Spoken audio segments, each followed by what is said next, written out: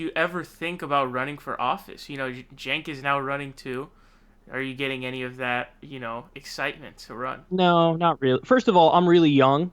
Young in the political sense, not young in, the overall sense, because I feel old in the overall sense. But in the political sense, I'm only 31 years old, and that's super young for politics, man. And I also just I I don't take myself that seriously. That's what I don't know. It's weird because some people think I take myself very seriously, and some people take me very seriously. It's like I don't know if you remember this, but there were people who were coming after me in my own audience because I was doing the nicknames for the candidates. Yeah, I You remember remember that? that. Yeah, I That remember happened, that. and like it wasn't like a tiny group. It was I would say there was a split in my audience, and like 30% of the audience was like, "Don't do the nicknames," you know.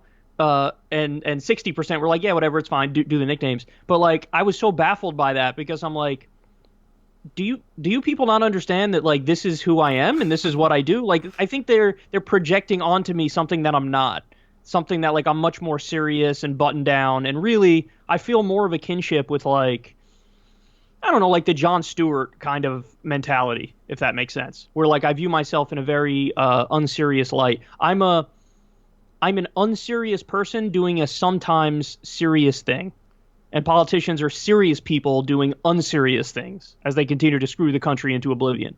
So no, to answer your question, no. Certainly at this moment, I have no, political ambitions. Is that possible that it changes in the future? Sure, but I don't really see that because I gotta be honest, man. I like my life. I love doing my show. I think it's a little bit of like an art form, and I've developed it over the years, and it's kind of a well-oiled machine at this point. And also, this will surprise people, but I'm kind of a private person too. Like everybody sees the outgoing part of me because that's what I do. But when I'm not on the air, I'm actually a very private person, and I have hobbies that everybody knows about. I love playing golf. Like it's just not the political life is something totally different. I actually think, funny enough, you mentioned Jenk. I think he's a lot more of a political animal than I am. And he's genuinely like interested in this, and he's kind of been prepping himself for this for all these years. Oh, really? You think he's been prepping all these years for this run? I think it's been in his mind for all these Wow. years. I think it's been in his mind on some level, and on some level, he thought like, no, no, no, I'm definitely going to do this at some point. Whereas with me, I'm like, I lean towards not doing that at any point because I like what I do, and I don't think of myself as a very serious person. So I also wanted to ask you about Politicon. Do you have any sort of just any thoughts about your Politicon experience this time around in some of your debates? Okay, yes, I do. So I was miserable after the Democrat panel. Miserable. If you talk to Corin, he'll be like, "Dude, you couldn't talk to him after that panel."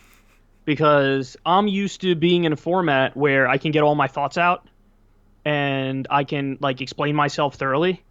And in that format, I just wasn't allowed to do that. Like it was no matter when I was trying to make a point or make a case, it's like I just get cut off and stomped on by a bunch of morons on stage who are like, straw manning me into oblivion. I was accused basically of being a sexist because I said that Hillary Clinton could have won the election if she campaigned in the Rust Belt. I mean, it's ridiculous. Obviously, the point I was making is even despite all the disadvantages, yes, we can admit that there are definitely people in this country, some people in this country who are sexist, and that's obvious. But you can override any disadvantage that you have if you run the proper kind of campaign. And it's the same thing. You could say there's plenty of racist people in this country, but Barack Obama became president. He was able to override all that stuff. Why? Because he campaigned in a way that was effective. That's the point I was making. That she could have won the Rust Belt if she campaigned there. And they flipped on me, and they were, and one of them was just basically like, "Oh, you didn't just say that, did you?" And I was like, and it's just they like put onto you what they want you to believe, and it's just so like gross. It's like, why don't you actually want to engage honestly? Like, I don't need to strawman them to disagree with them. Like, I could hear you out and then tell you why I disagree with you. But for them, they have to like twist my beliefs and then insist I'm saying something that I didn't say. And it was just so gross. So anyway, I was really pissed off after that. And that The that the panel was you and like four other corporate Democrats, right? You That's don't right. have any other progressives on there? No, I didn't have any other progressives on there. Damn, And they're let me tell dirty you, for that one. but here's the thing. I didn't even mind that. All I wanted was just give me a chance to respond.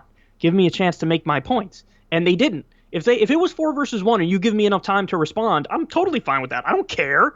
Well, four of them put together barely equal the knowledge I have on this stuff in general. So like, fine, I'll take four versus one. But it's just they didn't let me talk, so I was miserable after that and really annoyed.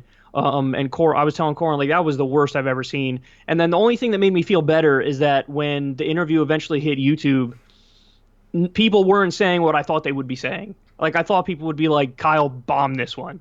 But no, people weren't saying that. People were basically saying like, damn, he did really well given the format. That's what everybody was saying. And I was like, wow, really? That's everybody's takeaway? But I guess it was. So, I felt better when that happened. Now as far as the Charlie Kirk debate goes, there's one criticism that I got afterwards, which is like I let him talk too much, basically. But it's funny He because when I spoke was a on, lot. he definitely he spoke like at least 60% of the Yeah, he time, spoke a probably lot. 65% of the time. There's no question about it.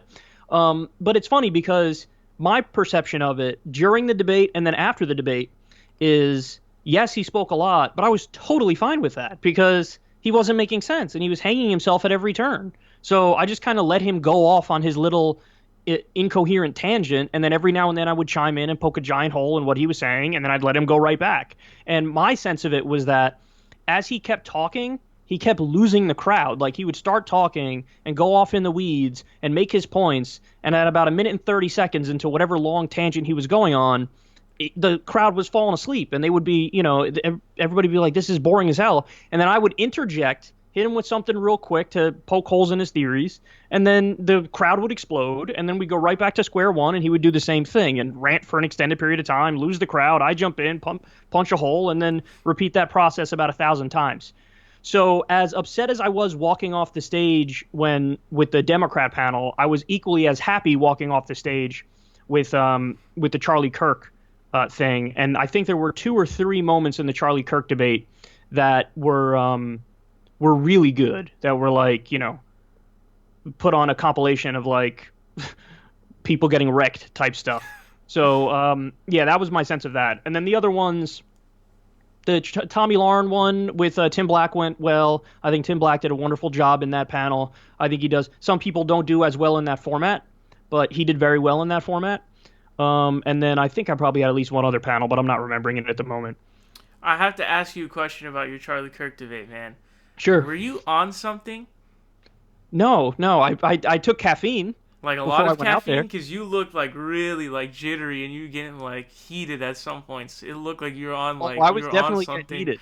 Oh, I was definitely getting heated. But yeah, I took caffeine. And by the way, same thing for Joe Rogan because people were like, "Oh my God, he's high as Yeah. fuck here." I But that's remember actually that. not true. So I had, and you could ask Corin about this. I had caffeine before I went in, and then when I was there, he also gave me more caffeine. He offered me coffee with, whatever, turmeric in it, and I was like, sure, I'll have it.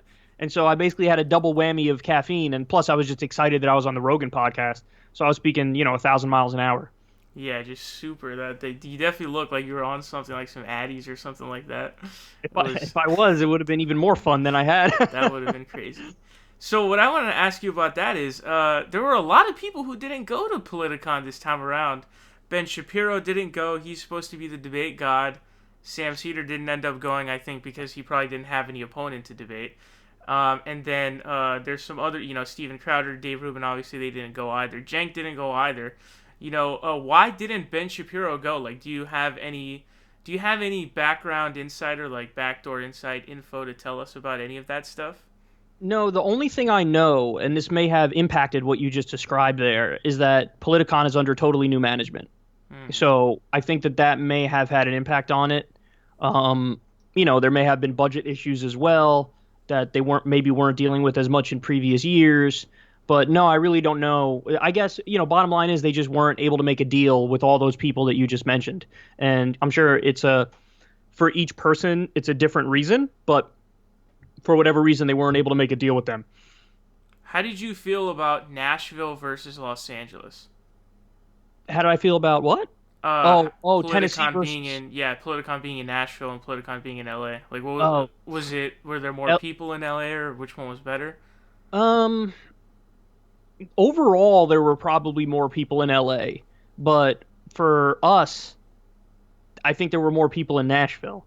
I Mm. was a little bit floored because it's funny because as I was walking to the meet and greet, I was saying to Corin, there's no way we're gonna top the year before when we had all those people there for us. And we're walking there, and then they open the thing, and I walk out, and I see a line that goes straight back to this like tour bus in the middle, and then it goes around the tour bus, all the way around the back of the tour bus, and like out the door. Yeah, and that I was stand massive. there, dude. I stand there and I do the meet and greet, and they originally said like they were gonna give me like 30 minutes. I was like, are you crazy? You want to give me 30 minutes? There's no way I'll be able to get through the line. So I got them up, I think, to like an hour and a half. But like as the thing was going on, we're an hour in, and I look, and the line is still going out the door. So it's growing. And I'm like, oh my God, this is insane. So I think there were more people for Secular Talk that were there in Tennessee, but I think in LA there were more people overall. So, and in terms of my preference, I had fun in Nashville, but I like LA better, particularly because, I get to knock out like a couple things at once when I do that, where I could go on Rogan's podcast like the day after, and I could do TYT like the day after. So I like that just because everything's all kind of centered in one place. Whereas with Nashville, I had to fly to Nashville and then fly to LA, and it was just like, I don't know, it was too much, especially because everybody knows I hate flying. I'm terrified of it. So that was just a little too much for me. Were you able to get to everyone in the meet and greet line? No, I wasn't, and I felt horrible. Yeah, that sucks. But I told everybody, I was like, listen, man, it was the Jeb Bush thing. And remember the Jeb Bush video where he's like, they're kicking me out. They're kicking me out. Yeah. That's what I was like. I was telling them because they were literally like dragging me out. Like we got this booth, like, saved for somebody. Who was coming in next? Somebody who had no fans. And next to you was a presidential candidate, right? Was it Bill Weld? I take a lot of pride in what happened there because I'm standing there doing my meet and greet. Next to me is a guy running for president, Bill Weld, and he's got like 4 people on his line. I didn't even think it was 4, dude. I think it was like 1 or 2. It was nothing, and I was like, wow, why is he wasting his time? That's what I was thinking.